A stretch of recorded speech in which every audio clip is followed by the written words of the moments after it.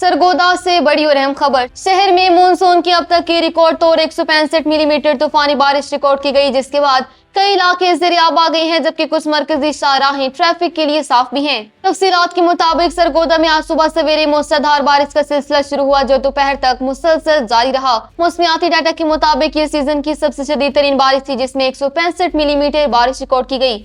दोपहर के बाद से अब वक्फे से हल्की बूंदाबांदी का सिलसिला जारी है।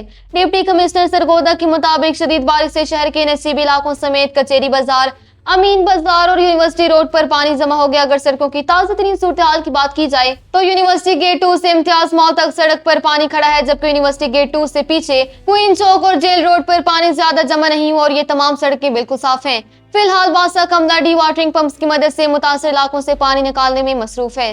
महकमा मौसमियात के मुताबिक आज शाम 4 से 6 बजे के दरमियान दोबारा तेज बारिश का 50% इम्कान जाहिर किया गया है, जिसमें दर्जा हरारत 28 डिग्री सेल्सियस रहेगा। इसके बाद रात 7 से 9 बजे के दरमियान बादल छाए रहेंगे और हल्की बूंदाबांदी हो सकती है, जबकि रात 10 बजे के बाद मौसम जुज़वी तौर पर अबर आलूद और खुश्क रहने की तवक्का है।